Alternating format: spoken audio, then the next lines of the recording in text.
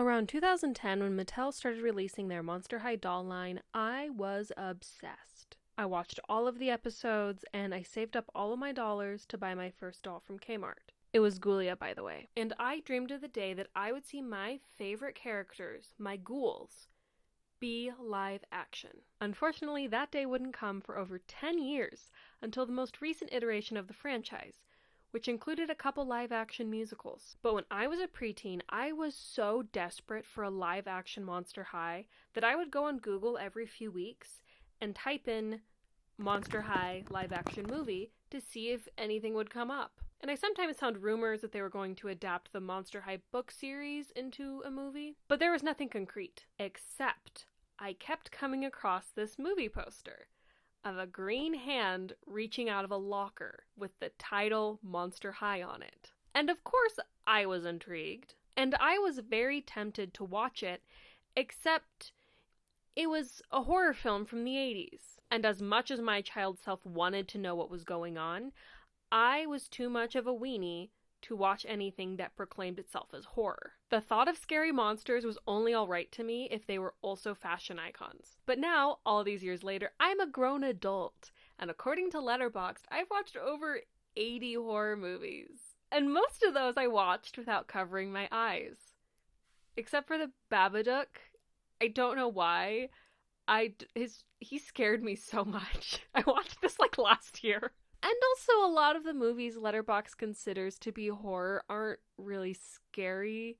They're more like atmospherically horror, and that's mostly what I watch. But, you know, I'm still proud of myself. So I've decided, now that I'm big and strong, I'm not a little weenie baby, let's watch Monster High 1989. And we're gonna find out.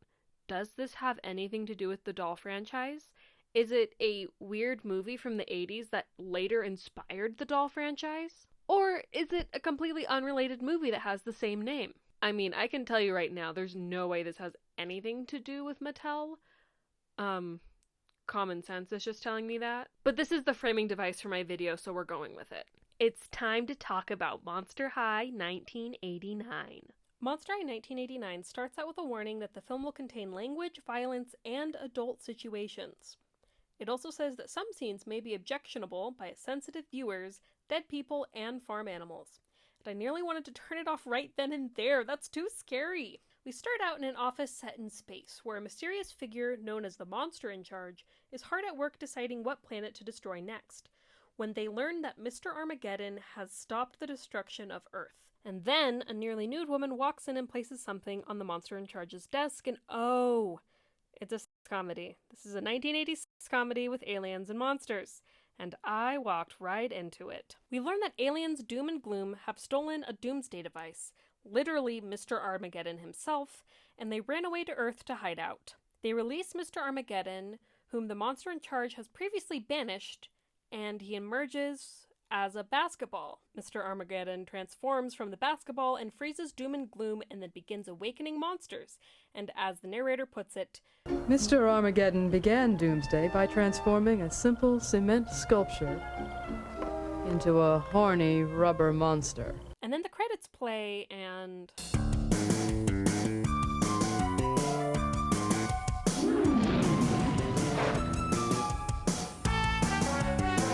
Pills are popping, just no stopping. These kids from dying like flies they're dropping. Intestines slopping, heads are lopping, but the music's playing so we're bopping. You'll lose your head in the wink of an eye at Monster High. Okay, they actually really ate with the theme song. It is so good. Guess life's a bitch because we're all gonna die at Monster High. I'm sorry, Madison Beer. Your Monster High theme song has nothing on this one. Doom and Gloom wake up and realize that they need to find the Doomsday device. We are introduced to some humans, including Norm, who really wants to have sex with an exchange student named Candace. They introduce us to a bunch of different characters, like the computer nerds and the basketball coach, but you've probably seen a teen comedy, and rest assured, they are all just exactly what you expect them to be. We learn that Mr. Armageddon likes to be freaky and has decided to start picking female students for his own personal pleasure, seducing them, and then killing them. He then sprays a can of condom on a guy and he turns into a zombie. One student named OD places some seeds for a Mary Jane plant in a pot of peas during science class, and Mr. Armageddon uses his magic to make it grow, turning it into a monster weed plant. Male students start imagining their female classmates and teachers in sexual situations, then waking up from nightmares as soon as they die. Mr. Armageddon decides that Candace is next, and he begins chasing her. He awakens a mummy, makes a computer kill a nerd and turn him into a computer monster, and he causes general mayhem. One teacher takes his class on a tour of the basement, and the students start disappearing one by one alphabetically. And now there's just 4 left. Norm, our protagonist, Candace, our hot girl, OD, the stoner guy from earlier, and Paul, a nerdy guy who brought the mummy to class. And Paul immediately falls through the ground into a hole. Norm walks in on the zombie eating a hand. Norm runs away and ends up stumbling into Mr. Armageddon's doomsday room, yelling about how he's being followed, and there is an actually funny joke. There's a dead guy chasing me. Wait, he's not dead. He looks dead, but he doesn't act dead. He's kind of living dead. It's a drink, you know, what do they call them? Tall glass, rum, fruit juice, paper umbrella, Screwdriver. No, he's a zombie. Mr. Armageddon tells Norm that it's time for Doomsday to happen, and he asks him to be his Doomsday Prophet and tell everyone what's happening, despite how nobody will believe him. Doom and Gloom call up their female alien friend to help them break through a door in order to get Candace, and the mummy ends up ripping her in half. We then learn that Doom and Gloom were actually entertainers on their home planet, and they do a reproductive system rap. You got your penis and your prostate and your ovary. You got your fimbriae and your scrotum sac. And if your hymen is gone, it ain't coming back. The 4 human survivors meet up, and Paul is quickly strangled by his mummy. Candace creates a flamethrower out of a lighter and hairspray, and she sets the mummy on fire, saving them all. An earthquake happens, and Norm recognizes it as the first sign of the end of the world that Mr. Armageddon told him about. This separates everyone, and Mr. Armageddon starts trying to nab Candace again. He attempts to seduce her in the musical sciences room, but Norm tries to break down the door, which ruins Mr. Armageddon's groove, and he disappears. Norm tries to tell some computer nerds about the end of the world, but none of them believe him. Mr. Armageddon was right. Paul tries microwaving his shoes to dry them off, and it somehow makes him explode because his shoe inserts were exposed to radiation through the microwave. And after he explodes, a small monster emerges from his remains and then chases around Candace and Norm. And then, Norm, makes the monster get stuck in a bathroom stall, basically. Right as Candace and Norm are about to kiss, the giant weed plant from earlier chases them down the hallway into the education classroom that is done up with a bed and sensual lighting. Candace tells Norm that she doesn't want to die a virgin and that she wants to do it with him. And then Armageddon pauses long enough for them to lose their virginities. They go out into the hall and they see the plant monster. OD is taken by his own plant monster and he submits to his demise. And there's a couple funny jokes. OD, watch out! That weed is dangerous. Nah, that's just what they tell you. You just said no. Mr. Armageddon incinerates some of the remaining teachers, and Norm confronts him. Also, there's some pretty good slapstick, like Mr. Armageddon hitting Norm, and Norm hitting a fireball like a baseball. Norm finds the basketball team all cooped up watching game footage, unaware of what's happening outside, and he proposes a bet with Mr. Armageddon. 1 basketball game. If they win, Doomsday is postponed 1,000 years. If Mr. Armageddon wins, or there's a tie, it will be time for sudden death. And Mr. Armageddon means sudden death.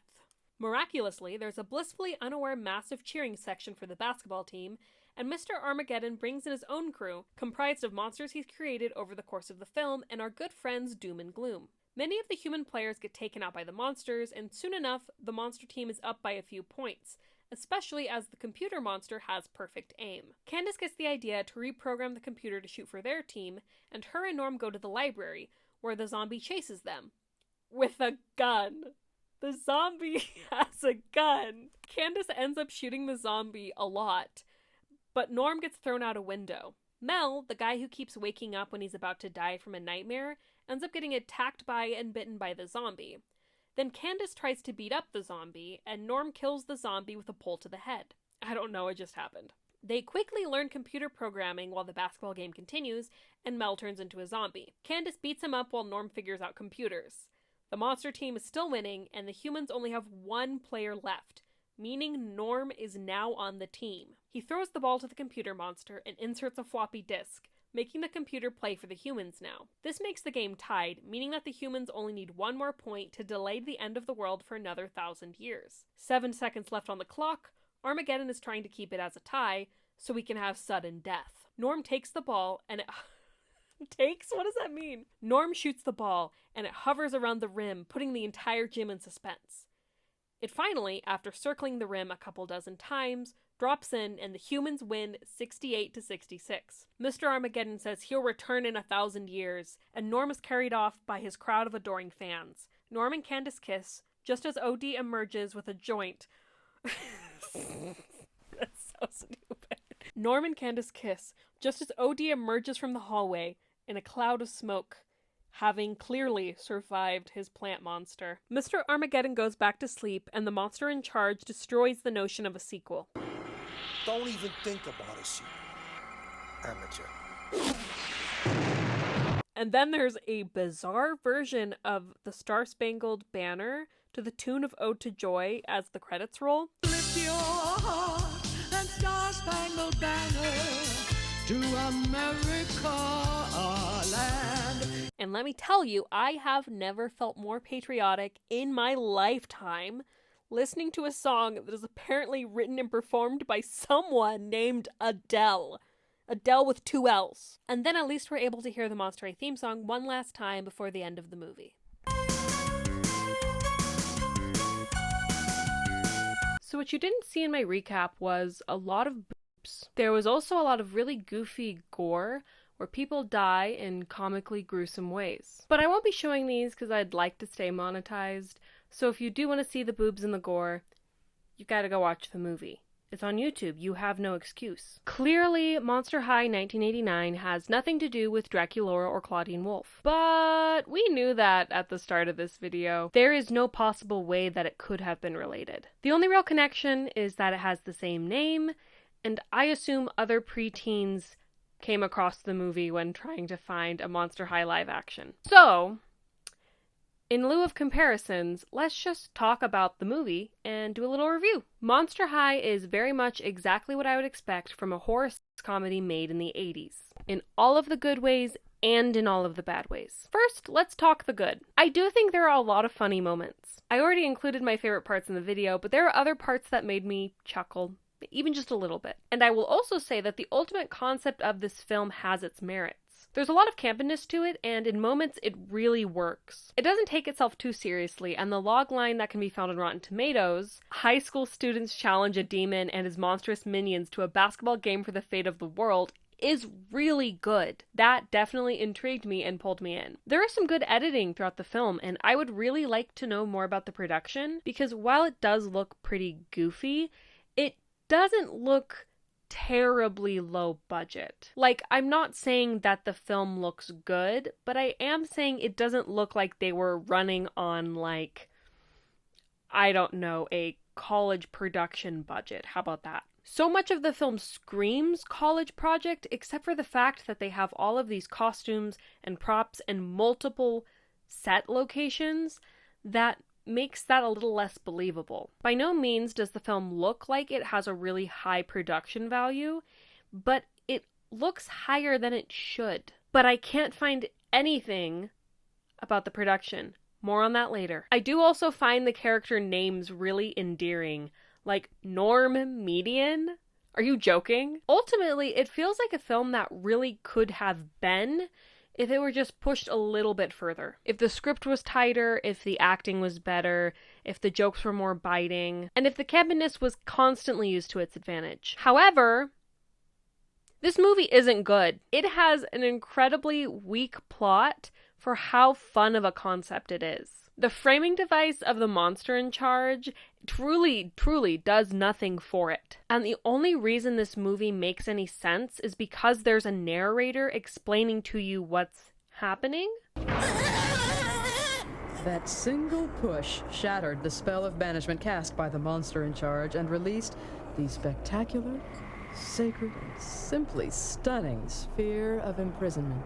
And even at that, you need to be paying razor-sharp attention. Even the official description on Letterboxd is confused because their description is just not the plot of the movie. And maybe I am silly, maybe I am dumb. It took me to my third watch to realize that the monster in charge was watching a film of what happened on Earth, and that the narrator was narrating, telling the monster in charge what happened. And maybe that's just me and I couldn't figure that out, but I feel like that should have been a little more obvious the first 2 times I watched it. There are a few instances where things happen and it's a setup, and there's later a payoff, and I do appreciate that. But it feels pretty empty. Though, I mean, what can I expect from schlocky B horror? Don't answer that. I know Troll 2 exists. That's a story for another time. In Monster High 1989, the characters are bland and they don't really have anything more than one-note personalities. OD is a stoner. The basketball coach only cares about the game. Norm is a normie. They're very clearly supposed to be these stereotypical archetypes, but I don't feel that anything creative was done with that. Candace probably has the best characterization, and it's because she's the hot girl who simultaneously isn't too concerned about this apocalypse that's taking place, even though she simultaneously can save everyone. But even at that, that's not really a personality. And as much as I like to randomly see boobs in a movie, these were maybe a little too random. It seemed like they were just showing up to remind you that this was a sex comedy. Because honestly, not much of the film screams sex comedy except for the boobs showing up. If you removed the random boobs, it would be a comedy with a couple weird sexual jokes. They would just show up in the most random moments, and after a while, it just was kind of like, okay, yeah, more boobs. Okay. In the bare bones Wikipedia page that exists for this film, under the reception tag, it literally says, "Reviews for the film are uniformly bad." If that tells you anything about how this film was received. It seems to be frequently compared to Space Jam, though the sentence usually goes, Space Jam if it were bad. But I mean, Monster High 1989 came out a few years before Space Jam, and I'm not accusing Space Jam of anything. I'm just saying it's a little weird that it's the same plot. It's almost like they stole it. I'm kidding. Only one critic review of the film exists on Rotten Tomatoes, and it's from Scott Weinberg of DVDtalk.com. He states, "Just because a movie is made campy and bad on purpose, that doesn't automatically earn the flick some sort of get-out-of-jail-free card. Other than that, I can't find any other critic reviews online. I mean, I can find other reviews by people, but none by, like, film critics or film critic sites. In fact, critic reviews aren't the only thing I'm having trouble tracking down. I can find very little information about anyone involved in this. The director is maybe making documentaries right now, but it could just be a different director named Rudy Poe, because nothing on his website says anything about this movie. Many of the actors have near empty IMDb pages, except for Diane Frank, who played Candace, and she seems to do most of her work in Germany. I did find one of the actors' YouTube channel, and he did actually comment on the movie on YouTube. The only smidgen of information I can basically find is regarding the screenwriters. The film was written by John Platt and Roy Langston, who are writing partners, and on John Platt's IMDb page, there's a biography that states that the pair went on to write a number of low-budget feature films, including the cult classic Lambada movie The Forbidden Dance. And so that sentence says that they wrote a number of low-budget feature films, and that is the only thing I can find that even remotely references this movie. Really, the only information I could find to dig into further was that some YouTube comments and some Letterboxd reviews mentioned seeing this film for the first time on USA's Up All Night. USA Up All Night was a television series that ran between 1989 and 1998. They would show cult classics and B-movies and then add some skits and commentary to accompany them. It was hosted by Gilbert Gottfried and Caroline Schlitt, before the latter was replaced by Ron DeShear for most of the run. From my research, I think that Monster High 1989 was featured 4 times on the show. Season 6, Episode 35 from 1994, when Monster High 1989 was shown with The Thing. Season 6, 6, episode 63 from 1994, when Monster High was shown with a movie called Hollywood High, season 7, episode 7 from 1995, when Monster High was shown alongside Witch Academy, and season 7, episode 67 from 1995, when Monster High was shown with Body Double. And luckily enough for us, I was able to find on Rhonda Shear's official YouTube channel one of these episodes, or at least her segments from the episode. The episode I can find is from Super Bowl Sunday in 1995, and so it is kind of high school football themed. Rhonda Shear describes Monster High as, our first movie is Monster High. It's hard to explain what this movie is about. I guess the best way to describe it is Telly Savalas meets the Munchkins. The episode mostly consists of Shear and some other women, who I assume were regular collaborators with her, having a slumber party and making jokes about football. There are, however, a few good jokes about the movie, including, so, to all those Academy members who are getting ready to cast their votes, don't forget Monster High when you're casting your ballots for that new Best Movie Without a Plot category. And if you're enjoying the movie tonight, you're probably asking yourself, why? But on the whole, they don't really discuss the movie that much. It is interesting, however, to think about how this show probably was most people's first experience with Monster High 1989, and from what I can find, I think its popularity would be even more meager without USA Up All Night. Other than that, I can find a lot of YouTube videos reviewing it, I can find a lot of personal blogs reviewing it, but I can't really find anything else. Not a shed of information from the Library of Congress, nothing in the Internet Archive, and I even got to the final page of Google without a shred of information regarding the production, the budget, whether it was even shown in theaters. But the thing that I kept running into was Monster High, the new animated show, the live-action musicals, doll unboxings, and on and on and on and on. It's interesting that as a child, my Google searches were bringing this film up, because if you type into Google Monster High live action now, you will see neither hide nor hair of Monster High 1989. We talk a lot about lost media online, but this is the first time that I've thought about it in terms of newer media burying older media by the same name. When something new comes along, it can inundate search results with that new piece of material, which could very well make it harder to locate the scarce information about the older piece of media. It's very, very possible that there is more information out there about the production of this film, but I can't find it. And maybe that's on me for just not knowing how to find it, or for not being good enough at my research, but I have a feeling that the information was either buried deep under Ghoulia Yelps or was purposefully removed by the people who created the film. But it's also very possible that this film would be even less known without the popularity of the Monster High doll brand. I wouldn't have known about this film at all. I don't think there would be any other way I would come across it in my life. And based on the reviews of the Monster High 1989 DVD on Amazon, other people got the movie thinking it was related to the toy line and watched it. It's an interesting two-way street, and it's something that I think could be dug into deeper, but not by me right now. I definitely planned for this video to be a pretty constrained topic, and I don't have the wherewithal to delve into another topic deeply right now. But it's pretty good food for thought. Ultimately, I don't think Monster High 1989 is a terrible movie. Say what you will about whether camp can be intentional, but the absurdity really, really got to me. It's not something I think I would come back to again, but every time I watch it and log it on Letterboxd, my rating increases by half a star. So who knows? What can I say? The theme song appeals to my love of whimsy.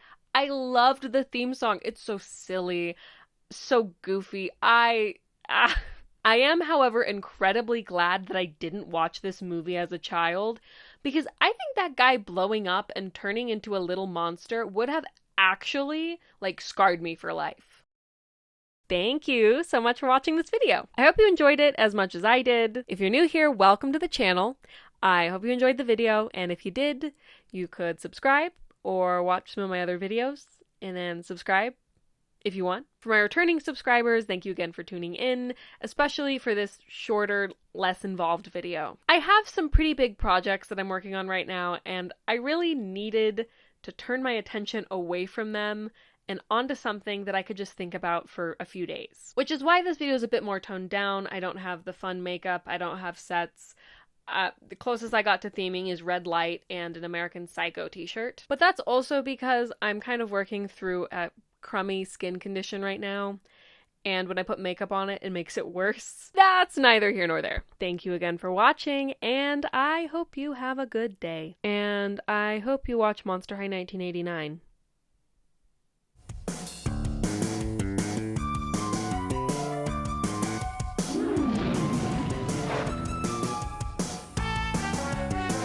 Pills are popping, just no stopping. These kids from dying like flies they're dropping. Intestines slopping, heads are lopping, but the music's playing so we're bopping. You'll lose your head in the wink of an eye at Monster High.